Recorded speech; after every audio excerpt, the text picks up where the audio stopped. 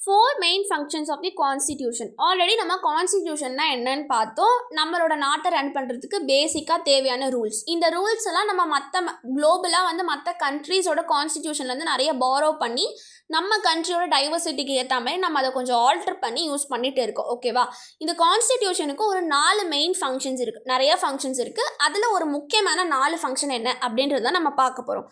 First என்னன்னா, set of basic rules that allows for minimal coordination amongst the members of the society. அப்படின்னா என்னன்னா, நம்ம எல்லார் மக்களும், இந்தியாவுக்குள்ளே இருக்க எல்லா மக்களுமே வந்து ஒன்றா ஒத்துமையாக பீஸ்ஃபுல்லாக வாழ்கிறதுக்கு ஒரு காமன் செட் ஆஃப் ரூல்ஸ் இந்த கான்ஸ்டிடியூஷனில் இருக்கும் அப்படின்னு சொல்கிறாங்க.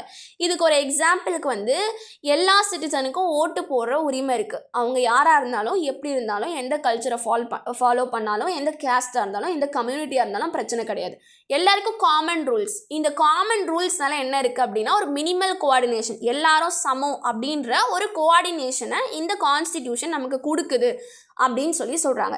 செகண்ட் பாயிண்ட் என்ன அப்படின்னா, யாருக்கிட்ட என்ன டெசிஷன் இருக்குது, கவர்மெண்ட் எப்படி வந்து ஃபார்ம் பண்ணுறாங்க அப்படின்ற ஒரு ரூல்ஸ் ஸ்ட்ரக்சர் எல்லாமே கான்ஸ்டிடியூஷனில் இருந்து தான் நம்ம எடுக்கிறோம் அப்படின்னு சொல்கிறாங்க. எப்படி ஒரு கவர்மெண்ட்டை ஃபார்ம் பண்ணுறது, யாருக்கு என்ன பவர் சொசைட்டியில், கவர்மெண்ட் எப்படி வந்து நம்ம அந்த ஸ்ட்ரக்சர் எப்படி க்ரியேட் பண்ணுறோம், அந்த ஸ்ட்ரக்சரே வந்து நமக்கு கான்ஸ்டிடியூஷனில் இருந்து தான் கிடைக்குது. Second point. மூணாவது பாயிண்ட் வந்து, கவர்மெண்ட் ஃபார்ம் பண்ணக்கப்புறம் கவர்மெண்ட் என்ன வேணால் பண்ண முடியுமா? கூடாது. ஏன்னா ஆல்ரெடி நம்ம பிரிட்டிஷ்காரங்க நம்மளை ஆட்சி பண்ணும்போது நம்ம நிறைய கஷ்டப்பட்டிருக்கோம். அவங்க இஷ்டத்துக்கு பண்ணதுனால தான் நம்ம நிறைய கஷ்டப்பட்டிருக்கோம். அதனால் நம்மளை ஆள்றவங்களுக்கும் லிமிட்ஸ் இருக்கணும் அப்படின்றத வந்து அவங்க டிசைட் பண்ணாங்க. அதனால் கவர்மெண்ட் என்ன பண்ணலாம், கவர்மெண்ட் என்ன பண்ணக்கூடாது, சிட்டிசன் மேலே என்ன இம்போஸ் பண்ணலாம், சிட்டிசனை என்னெல்லாம் பண்ண சொல்லி கேட்கலாம், என்னெல்லாம் சிட்டிசன் மேலே இம்போஸ் பண்ணக்கூடாது அப்படின்னு சொல்லி கவர்மெண்ட்டுக்கும் ஒரு சில லிமிட்ஸை வந்து இந்த கான்ஸ்டிடியூஷன் ஃபிக்ஸ் பண்ணி வச்சிருக்கு அப்படின்னு சொல்லி தேர்ட் மெயின் ஃபங்க்ஷனாக சொல்கிறாங்க. ஃபோர்த் மெயின் ஃபங்க்ஷன் என்ன சொல்கிறாங்கன்னா, fulfil aspiration of the society and create condition for just society. Aspiration of the society அப்படின்னா, நம்மளோட மக்களுக்கு என்ன தேவை அப்படின்றத பார்த்து அதை சரி பண்ணும். போவர்ட்டி, டிஸ்கிரிமினேஷன், எல்லாருக்கும் ஆப்பர்ச்சுனிட்டி கொடுக்கறது, சேஃபாக பார்த்துக்கிறது, எல்லாருக்கும் மரியாதை கொடுக்கறது, இதெல்லாம் வந்து ஃபுல்ஃபில் மக்கள் இதை தானே ஆசைப்படுவாங்க, மக்களுக்கு இது தானே பேசிக்காக தேவை, அது எல்லாத்தையும் நம்ம பூர்த்தி பண்ணி கொடுக்கணும்.